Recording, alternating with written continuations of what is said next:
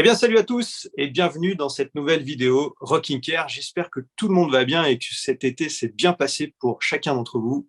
Aujourd'hui, je suis super content de pouvoir faire cette vidéo avec Clément Nguyen, qui est un confrère, un kiné de Bayonne, qui est spécialisé pour les musiciens, certes, mais encore un petit peu plus peut-être pour les batteurs. Et aujourd'hui, on vous propose tous les deux une vidéo axée sur les problématiques du batteur, mais pas que les problématiques, aussi tous les avantages de cet instrument et qu'est-ce qu'on peut faire pour améliorer sa pratique, pour pouvoir mieux performer techniquement, mais aussi prévenir les potentielles lésions, blessures, problèmes musculaires que peuvent générer la pratique de cet instrument. Salut Clément, comment vas-tu? Bonjour à tous. Je vais très bien. Merci de m'accueillir dans cette vidéo et je suis content de pouvoir partager tout ça avec toi. Eh ben, c'est un grand plaisir pour moi aussi et j'espère que tout le monde y trouvera son compte. N'hésitez pas à nous laisser des commentaires pour nous dire ce que vous avez pensé de cette vidéo et si vous avez des questions, on sera tout à fait ouvert à y répondre avec grand plaisir. Donc aujourd'hui, on va parler un petit peu des points clés essentiels au niveau de la batterie, de la gestuelle, de la posture. Est-ce que, avant de rentrer dans le vif du sujet, tu peux un petit peu te présenter, nous expliquer qui tu es au niveau kiné, mais aussi au niveau batterie, parce que je pense que tu es batteur toi-même, c'est ça? Oui, c'est ça. Je suis batteur. En fait, c'est ce qui m'a fait venir justement dans cette spécificité qui est la kinésithérapie des musiciens. En fait, donc, je suis kinésithérapeute depuis 2006 et je fais de la batterie depuis une quinzaine d'années. Et donc, il y a à peu près 10 ans, je me suis formé à la formation médecine des arts pour justement pouvoir partager ma passion du soin, de la prise en charge du corps et associer ça avec justement le travail avec le musicien. Voilà. Donc, je travaille à Bayonne et je travaille avec tous les musiciens proches aux alentours de Bayonne. Voilà.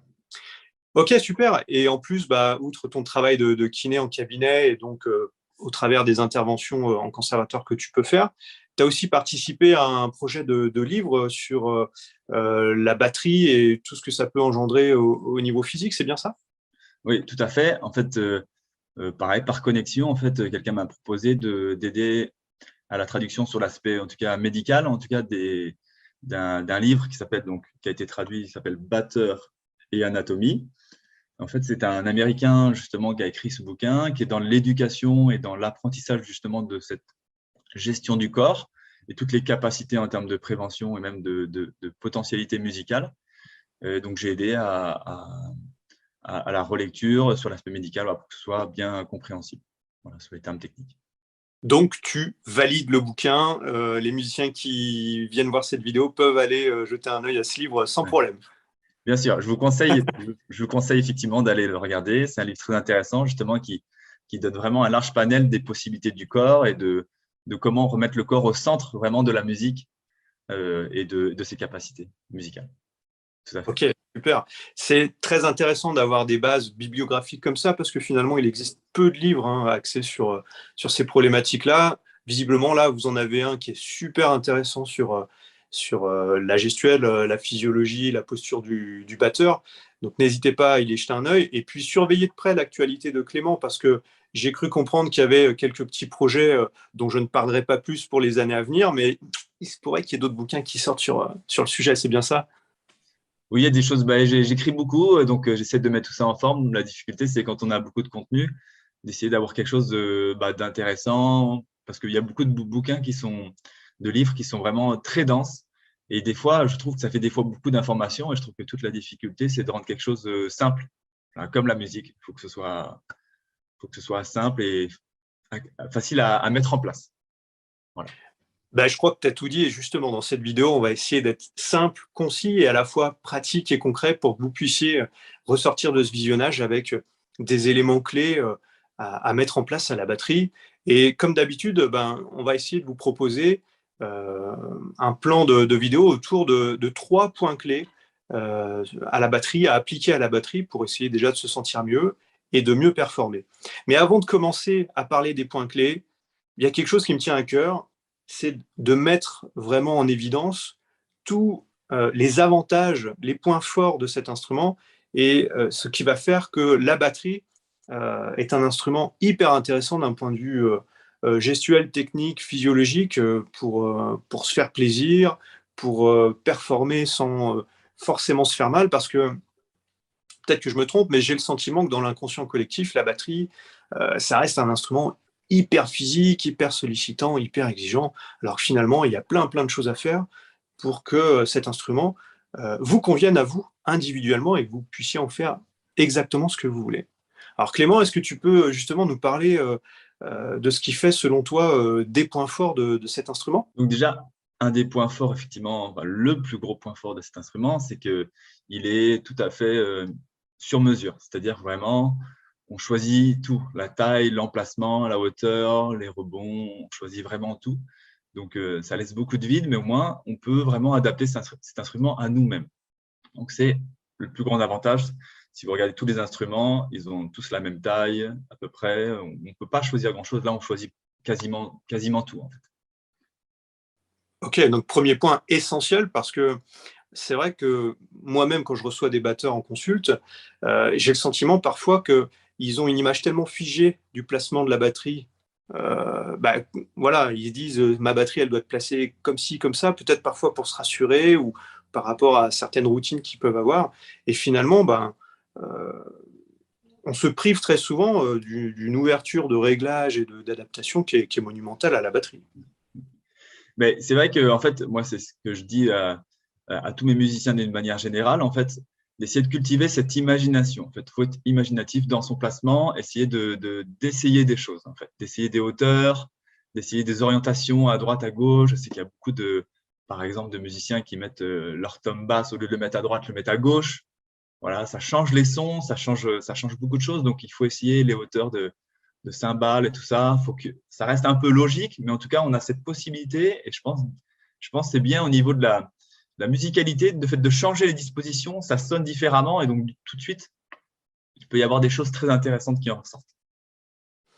Outre les réglages, l'adaptation, euh, arrête-moi si je dis une bêtise, mais j'ai le sentiment également que la batterie, c'est un instrument qui est vraiment ouvert vers le mouvement, alors que beaucoup d'autres instruments vont plutôt solliciter le musicien dans une position assez statique. La batterie, c'est un des instruments les plus gestuels. Vraiment, ça ressemble. Moi, je fais beaucoup le parallèle avec les arts martiaux, parce qu'il y a cette notion de mouvement qui est très présent pour cet instrument, contrairement aux autres instruments, les souffleurs, où il y a le travail postural qui prédomine énormément.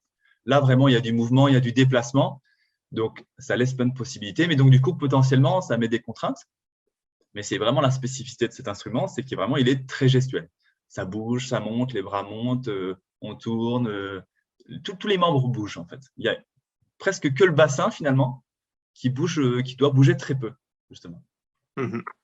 Et selon toi, est-ce que l'idée que la batterie est un instrument qui est très sollicitant physiquement, on parle souvent d'un parallèle entre un sportif et un batteur, est-ce que ça, c'est vraiment avéré? Tu es là sur un instrument qui va être très physique par rapport à un autre ou pas forcément? Alors c'est vrai que le batteur il est un peu à part parce que comme tout de suite c'est quand même vu comme un instrument très physique, en fait il y a une recherche corporelle qui est déjà peut-être un peu plus avancée par rapport aux autres instruments. Parce qu'effectivement, on peut voir sur certaines vidéos qu'il y a beaucoup de youtubeurs qui font de la batterie. On voit clairement qu'ils font du développement corporel parce qu'il y a un changement physique et qu'il y a vraiment une recherche de force et de vitesse qui est orientée vers la musculation. Donc, ça, c'est une avancée par rapport une avancée. En tout cas, c'est une vraie différence par rapport aux autres instruments. Et pour toi, c'est crédible, c'est entendable d'aller chercher justement un renforcement physique pour être mieux à la batterie? Ça s'entend bien. Après, c'est comme tout, c'est-à-dire qu'en fait, on n'a pas besoin d'être très puissant, je pense pas. Ce qu'il faut, c'est un équilibre musculaire. Moi, encore une fois, je refais ce parallèle avec les arts martiaux. On n'a pas besoin d'avoir des gros bras pour pouvoir être capable de déplacer une onde dans son corps et de faire du fouetté. Il n'y a pas besoin forcément de force, c'est plutôt de la coordination quand on a besoin. Donc, c'est pas forcément besoin voilà, d'être très fort. Il faut de la vitesse, il faut un peu de force quand même, il faut de la force équilibrée, en tout cas dans ces différentes articulations, pour être sûr qu'il n'y a pas qu'une zone qui travaille. Mais il faut surtout voilà, de la coordination et être capable de mettre de la vitesse. Quand je reçois des musiciens en cabinet, que ce soit des batteurs ou autres, j'ai une espèce d'idée très solide dans mon esprit de prime abord, avant d'envisager de renforcer les muscles d'un musicien. J'ai plutôt en tête que pour moi, la meilleure rééducation, même en termes de renforcement musculaire, c'est de jouer de son instrument. Est-ce que tu penses que ça, c'est suffisant quand on joue de la batterie par rapport à un violoniste? Alors, tu as tout à fait raison. C'est vrai, parce qu'il n'y a rien qui remplace l'activité qu'on fait. Au niveau du cerveau, si on veut renforcer une activité, de toute façon, c'est en faisant l'activité.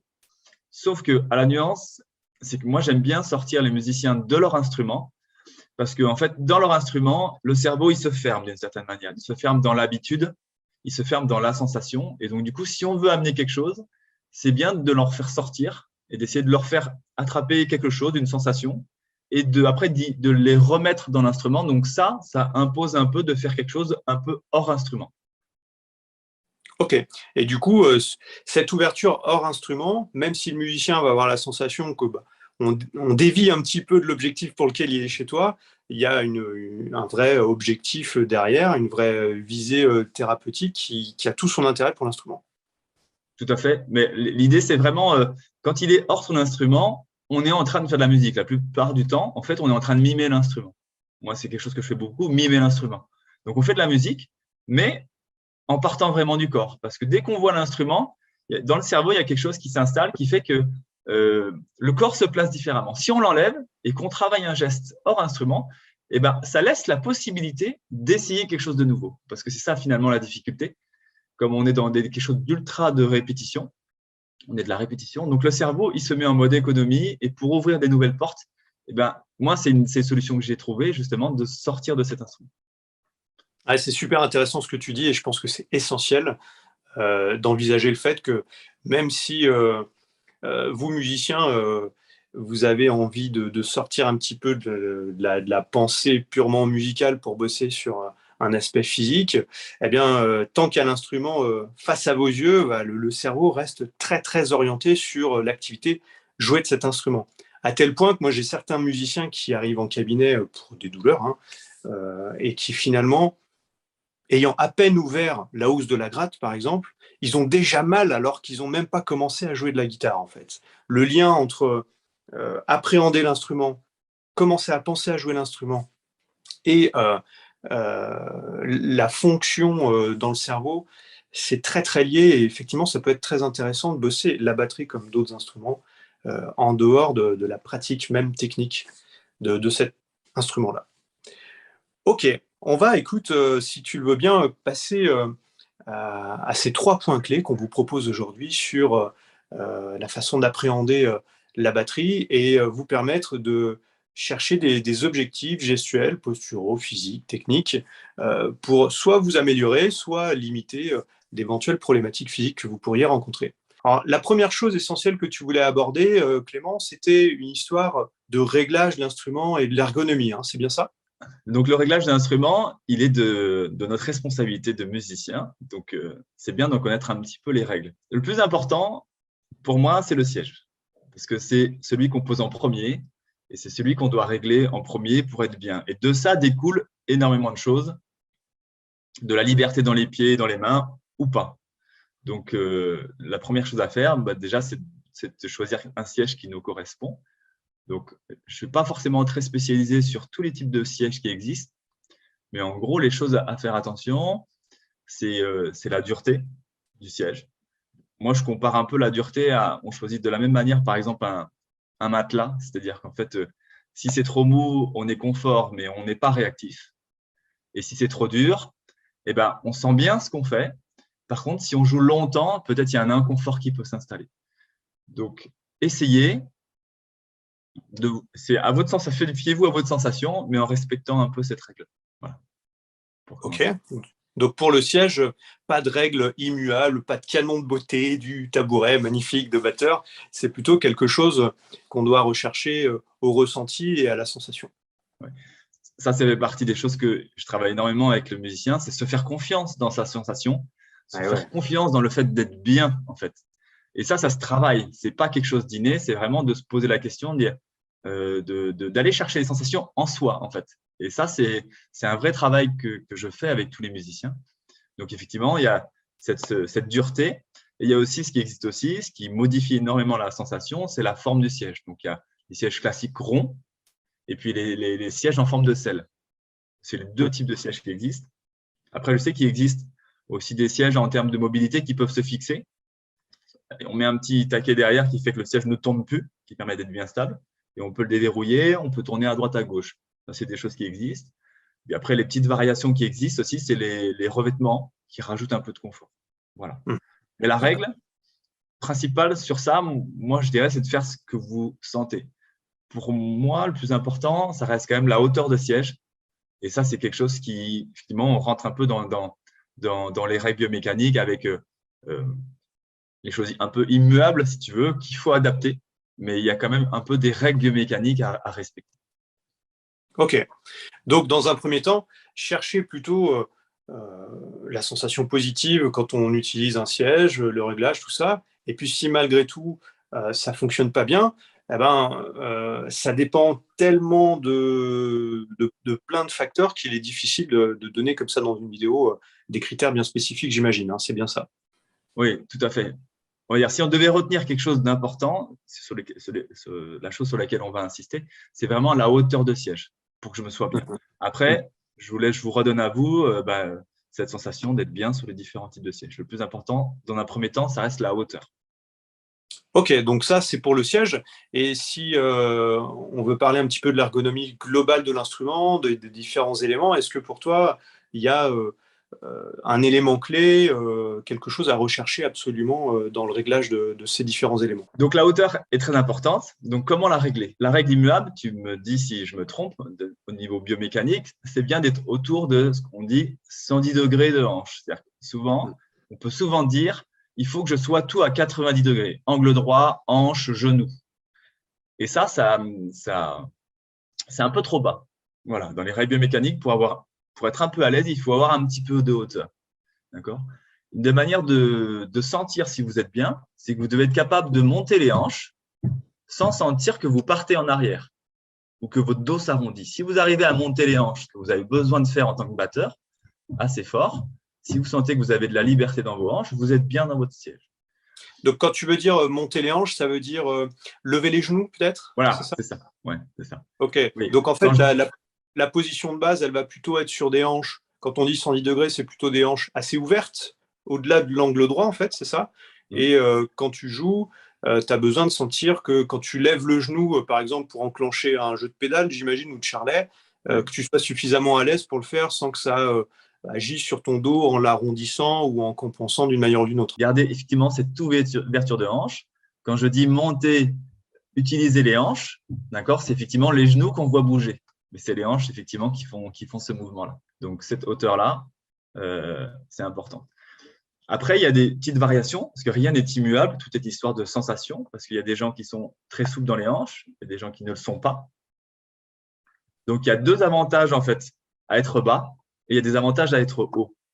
Donc, l'avantage à être bas, moi, je trouve, en tant que batteur, c'est qu'on ressent bien le sol. On est bien stable, et ça permet de développer une sensation dans le pied. On a un jeu de pied qui prédomine un peu, en fait.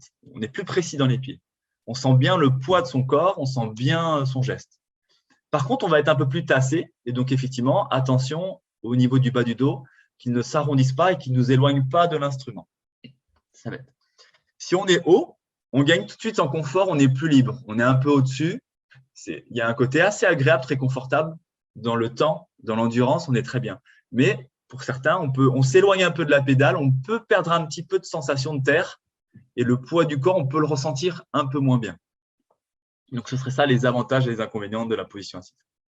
Ok, et du coup, on pourrait s'imaginer que certains batteurs qui visionneraient cette vidéo se diraient « Tiens, c'est bizarre, il parle de hauteur de réglage de hauteur de tabouret, alors que moi, batteur, j'aurais peut-être pensé à parler en tout premier lieu de distance avec l'instrument. » Mais finalement, quand tu gères la hauteur, quand tu gères la liberté de mouvement, eh bien, la distance, tu l'appréhendes tout à fait différemment. Donc, c'est vraiment dans un second temps, visiblement, qu'il faudrait envisager la distance des éléments, parce que si tu n'as déjà pas en premier lieu ce réglage de hauteur, tu te brides déjà, hein, c'est bien ça?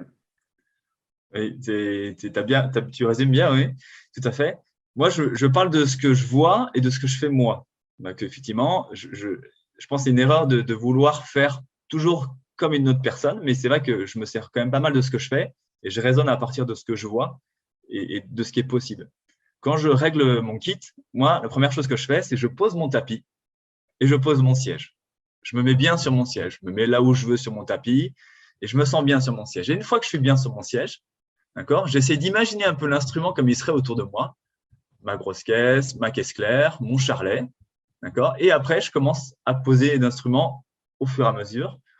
Donc, le plus important pour moi, c'est de poser caisse claire, grosse caisse en premier, d'accord. Poser d'abord la caisse claire, trouver justement cette distance. Donc, une fois que j'ai posé mon siège, donc moi, je prends le parti de choisir ma caisse claire, d'accord, d'être bien, de mettre ma caisse claire entre mes jambes.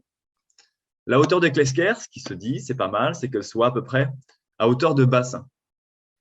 Tu avais fait dans une vidéo justement avec un pianiste justement où tu parlais justement de la hauteur des mains et on retrouve un peu cette logique de quelle hauteur de main et quelle hauteur de peau. Ben, il faut que la main soit un petit peu plus basse que ton coude pour encore une fois que tu ressentes bien l'instrument, le poids de ton corps sur l'instrument. Il ne faut pas que tu sois ni trop haut ni trop bas. Il faut à peu près que quand tu poses les mains sur ta peau, que ta main soit un petit peu en dessous de ton coude. Voilà. Et pour choisir la distance, eh ben, il faut que tu sentes que ton bras il est posé le long du corps. Il faut que tu sois à l'aise. Voilà, pas étriqué. Et là, tu as bien posé ta caisse claire et en général, ça peut bien commencer. Ok, donc dans un premier temps, hauteur de siège et dans un deuxième temps, un élément qui te semble hyper important dans ton jeu. Donc pour toi, notamment Clément, c'est la caisse claire, mais ça pourrait être peut-être un autre élément pour d'autres instrumentistes ou est-ce que il faut forcément commencer par la caisse claire selon toi? Moi, encore une fois, il y a que des essais en fait. Moi, c'est bien en fait. Ce qui marche bien, c'est qu'on fait un peu toujours la même chose. C'est bien d'essayer différemment, mais d'avoir une sorte de routine, ça fait gagner du temps. Donc, moi, j'essaye comme ça me va comme ça. Mais certains vont essayer plutôt de mettre leur grosse caisse. Je pense que le charlet, c'est plutôt après. Et là, ils vont préférer commencer leur grosse caisse pour trouver bien leur distance où ils sont à l'aise. Mais ça reste pour moi les éléments à mettre en premier. Ok. Donc là, on a un premier point clé. Voilà, vous êtes venu chercher dans cette vidéo des éléments concrets. Là, vous en avez un premier sur les réglages de votre instrument et finalement les outils au service de votre jeu. Le premier, c'est vraiment l'ergonomie, le réglage des éléments et notamment à commencer par votre tabouret et sa hauteur. Et non pas la distance entre le tabouret et les éléments de votre batterie en premier lieu. D'abord la hauteur, ça me semble vraiment important. Et dans un deuxième temps, eh bien, gérer cette distance avec un élément qui vous semble particulièrement central dans votre jeu, sans pour autant vous brider là-dedans et essayer par moment de changer un petit peu vos habitudes pour voir si un autre réglage pourrait être intéressant pour votre jeu. Ok, là on a vraiment un point qui me semble déterminant et que vous tous, batteurs débutants, confirmés ou autres, vous pouvez tester d'ores et déjà à l'instrument. Et n'hésitez pas à nous dire ce que vous avez pensé de ce conseil-là, ça nous intéresse vraiment d'avoir vos retours. Maintenant qu'on a vu ça, on peut aborder un deuxième point clé qui nous semble à Clément et moi-même hyper important, c'est la gestion du placement à la batterie. Les appuis que vous allez prendre, la façon dont vous allez orienter votre corps, la façon dont vous allez vous gainer peut-être, et aussi un truc qui me semble hyper important et auquel les batteurs pensent peut-être pas assez, c'est la gestion aussi de la respiration dans tout ça. Tu peux nous en parler un petit peu? Alors, la respiration, c'est vrai que c'est hyper important. Pourquoi c'est important en batterie? Parce que je pense que ça soutient énormément il y a cette notion d'endurance et ça soutient vraiment cette répétition, ce groove en fait. Je pense que quand quelque chose groove, je pense que derrière, il y a une sorte de respiration, de fluidité qui se fait hyper naturellement, qui s'entend et qui se ressent surtout. Qui se ressent pour le musicien, mais aussi pour ceux qui écoutent en fait. Ce côté très agréable de quelqu'un qui respire, ça vous fait du bien, et quelqu'un qu'on sent en difficulté, qui bloque de l'extérieur, je pense que quand on est attentif, on sent justement quelque chose qui force un peu, quelque chose qui est pas complètement naturel. Donc, effectivement, la respiration, d'arriver, et ça c'est un exercice que je fais faire pas mal aux musiciens, d'essayer de cultiver cette double tâche, de sentir et d'entendre leur respiration. Donc, on est toujours sur un terme de sensation, d'écoute du corps, d'être capable de faire de la musique et de s'entendre respirer. Donc, ça, c'est un vrai exercice. Ça ne se fait que lentement dans un premier temps, mais ça amène énormément de fluidité, de souplesse dans le jeu, et donc musicalement, ça se ressent forcément. Parce qu'en plus, une notion que les musiciens n'ont peut-être pas forcément, c'est que tout le système respiratoire, et notamment le diaphragme, vont avoir une incidence hyper importante sur la posture, sur le dos, sur même des douleurs dorsales qui parfois peuvent venir de ça. Et finalement, ça fait de la respiration un élément central de ton attitude à l'instrument. Tout à fait, oui, tu as tout à fait raison. Donc, le diaphragme, on en parle beaucoup. Moi, c'est quelque chose, je pense comme toi, qui en parlons beaucoup avec les musiciens, qui ont souvent une image très fausse. On ne va pas forcément détailler ici, en fait, comment respirer. Je pense qu'on pourrait passer une vidéo à ne parler que de la respiration. Ce qu'il faudrait juste retenir, c'est sentir que cette respiration, elle est présente. D'accord ? Parce que si elle n'est pas présente, ça veut dire qu'il y a quelque chose qui ne se passe pas bien dans votre jeu. Ça, c'est vraiment… Vous devez être capable de l'entendre. Parce qu'elle est effectivement présente, elle soutient énormément la posture, mais elle va aussi soutenir le geste. Est-ce que, simplement pour pas que nos amis musiciens restent sur leur faim sur cet aspect respi, est-ce qu'on pourrait leur donner un petit exercice très simple à faire à la batterie pour commencer à prendre conscience de cette respi pendant le jeu? Alors, ce que je fais souvent déjà, moi je vais parler souvent des erreurs aussi, de ce que je retrouve, pour que ça vous parle, parce que c'est des choses qu'on fait facilement en fait. Donc, l'erreur la plus grossière qu'on fait avec la respiration, que je peux retrouver même chez des souffleurs, des chanteurs, c'est de vouloir absolument tout respirer dans le ventre et de mettre trop de mouvement dans le ventre. Il faut que le bassin reste tenu. Donc, il faut être capable de respirer dans son ventre, mais sans que le ventre ne sorte de trop, pour ne pas déstabiliser justement tout le corps. Et ce qu'on peut essayer de mettre en place, c'est juste essayer, par exemple, de faire un rythme de batterie très simple, grosse caisse claire, par exemple, d'essayer vraiment de mettre autant d'inspire que d'expire. Par exemple, on peut très bien essayer de faire sur une mesure de 4 temps, d'essayer de souffler sur 4 temps, inspirer sur 4 temps. C'est un exercice qui se fait par exemple sous forme de la cohérence cardiaque, où on essaie de mettre du lien entre l'inspiration et de l'expiration, on essaie d'équilibrer ces deux temps, et donc d'essayer de jouer sur 4 mesures d'inspire, 4 mesures d'expire, et d'essayer de trouver la vitesse, trouver quelque chose techniquement de simple qui vous permet justement de sentir que cette respiration, elle soutient un peu cette musique. Ok, et du coup, en faisant ça, on libère certaines choses, j'imagine, parce que le batteur, de base, selon toi, va plutôt jouer en apnée, très généralement? Alors, c'est ça. Dès qu'il y a une difficulté technique, de toute façon, on bloque la respiration. C'est quelque chose, justement. Et souvent, on bloque la respiration en amont. Et c'est comme ça que, justement, qu'on n'y arrive pas. Parce que, justement, il y a cette appréhension qui passe par le diaphragme. Parce que le diaphragme, c'est notre lien corps-esprit. Donc, dès que l'esprit, il surfocalise, pouf, ça passe par le corps et c'est le diaphragme qui fait ce lien. Et donc, ça bloque, effectivement. Donc, amis métalleux, quand vous bossez votre blast comme des tarés, essayez d'accélérer, essayez déjà de penser à respirer. Je sais que ce n'est pas très métal dans l'esprit, mais essayez de respirer et vous verrez que, à bien des égards, pour les métalleux et pour tous les autres d'ailleurs, là je prends cet exemple-là juste pour plaisanter, mais à tout niveau, la respiration fait partie de votre travail technique et va vous permettre d'aller plus loin dans le geste. Ça, c'est tout à fait certain et ce n'est pas un hasard si on en fait le deuxième point clé de cette vidéo à la batterie. Ce qu'il ne faut pas négliger non plus autour de cette respiration qui va avoir une incidence sur la posture, sur l'alignement de votre corps finalement, c'est tout ce rapport que vous allez avoir à la position de votre corps, à la prise d'appui, à la façon dont vous avez aligné votre bassin, vos épaules, vos bras. Est-ce que Clément, tu peux nous en dire un petit mot avant de fermer cette grande parenthèse du deuxième point? Alors, juste pour rajouter un tout petit peu sur l'histoire de la respiration, ce que j'aurais envie de vous dire à tous les musiciens qui ont envie d'essayer quelque chose de corporel, il faut rester curieux, essayer quelque chose, mais ça doit vous apporter quelque chose. C'est-à-dire que la respiration doit vous apporter quelque chose.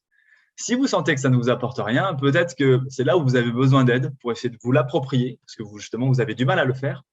Mais voilà, ce qu'il faut retenir, c'est essayer des choses et ça doit vous apporter quelque chose dans votre jeu, dans votre sensation. Parce que c'est ça le but du jeu. Faire un exercice pour un exercice, s'il ne vous apporte rien, on ne va pas le faire. Vous n'allez pas l'utiliser. Donc, justement, c'est un peu perdu. Donc, c'est là où peut-être des fois d'être accompagné par un kinésithérapeute du musicien, par un professeur, justement, peut vous aider justement à vous approprier cette nouvelle technique. Effectivement, j'aimerais rebondir sur le fait de mais comment on se tient ainsi. Donc, je vais vous donner 2-3 choses très simples à mettre en place. Ce qu'il faut faire, ou ressentir en tout cas, c'est de sentir que vous êtes bien assis, c'est-à-dire vous êtes aligné. D'accord ? Et pour que vous arriviez à vous approprier ce conseil, je vais vous donner un peu les conseils que je retrouve beaucoup, les erreurs pardon, que je trouve beaucoup avec les musiciens. Donc, on retrouve beaucoup, pour caricaturer, on aime bien les choses qui caricaturent, on retrouve beaucoup des musiciens qui sont trop en avant, qui veulent tellement aller vers l'instrument, qui sont trop devant et qui se retrouvent bloqués. On retrouve aussi beaucoup les musiciens qui sont trop en arrière, qui sont peut-être des fois un siège trop bas et le bas du dos s'enroule et qui sont très loin, qui s'éloignent de l'instrument. Là, ils ne sont pas gagnants non plus. C'est les grosses erreurs qu'on retrouve. Donc, essayez de sentir que vous êtes sur vos fesses, stable. Ce que je retrouve aussi beaucoup, c'est les gens qui sont peut-être sur leur axe, mais qui penchent d'un côté. Parce que justement, ils ont trop de grosses caisses, donc ils n'utilisent pas assez la jambe gauche, ou ils ont trop de charlets, donc ils partent à droite. Donc, on peut retrouver ça, des gens qui vacillent et qui perdent un peu en stabilité. Et on retrouve aussi des gens qui sont trop bien installés, c'est-à-dire qui sont trop rigides. D'accord ? Et là, pour le coup, l'exercice de respiration va amener beaucoup, parce qu'effectivement, ce qu'on disait, c'est que la batterie, c'est un instrument très gestuel. Ça peut se comparer un peu à une forme de danse. On veut que ça danse. Donc, il faut que ça danse un peu dans le musicien. Donc, il faut que ce soit un peu mobile. Voilà. Il ne faut pas être rigide. Donc, la respiration peut vous aider justement à sentir que justement, il y a un peu de mobilité qui est possible dans le dos et qu'on ne doit pas être trop tenu. C'est quelque chose que je peux retrouver aussi chez certains musiciens. Ok, super intéressant tout ça. Donc, concrètement, il faut déjà avoir la capacité à s'observer, à percevoir un petit peu ce qui se passe et à identifier la problématique dans laquelle on pourrait se retrouver en tant que batteur. Ça semble essentiel. Notre perception, nos sensations et le facteur limitant d'une manière générale dans nos vies, mais encore plus dans la musique. C'est-à-dire que la manière dont vous vous écoutez, si vous n'êtes pas en rythme et que vous n'entendez pas, vous allez avoir du mal à progresser.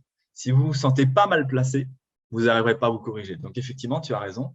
La sensation, c'est le point clé pour progresser, en fait. Et donc, ça se développe. Donc, c'est pour ça que je vous conseille, filmez-vous de dos, de côté, pour avoir un retour. Vous serez surpris de comment vous tenez, de vos mimiques, de vos gestes, qu'on n'a pas le temps d'analyser justement quand on est dans la musicalité, justement, dans le jeu, dans l'action, dans l'énergie. Mais il y a des choses justement qu'on peut mettre en avant et qui est pour moi très important de potentiellement corriger. Super intéressant, effectivement, d'abord être certain de sentir les vraies choses, j'ai envie de dire, de ne pas être biaisé, de ne pas être trompé par ses sensations. Le fait de se filmer, d'avoir un regard extérieur, ça me semble essentiel pour aborder ce point clé-là. Et donc, on aborde maintenant le troisième point clé qui fait le lien avec le précédent sur vos sensations, vos perceptions de votre posture.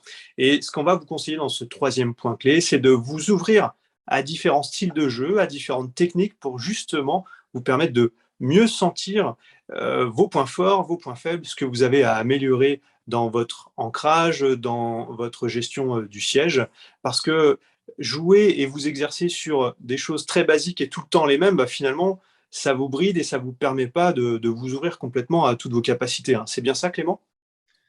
C'est ça. Toujours, l'idée, c'est toujours d'essayer d'être créatif, d'inventer, d'essayer des choses et en fait, de ne pas se brider effectivement, même sur des choses très simples techniquement, musicalement, d'essayer des choses nouvelles en utilisant d'autres choses, justement, sur des placements ou même d'autres, par exemple, moi, ce que je conseille souvent, c'est d'essayer, par exemple, de travailler avec la double pédale. Je sais que souvent, c'est quelque chose qui arrive très tard dans l'enseignement de la musique parce qui peut être considéré comme quelque chose de difficile.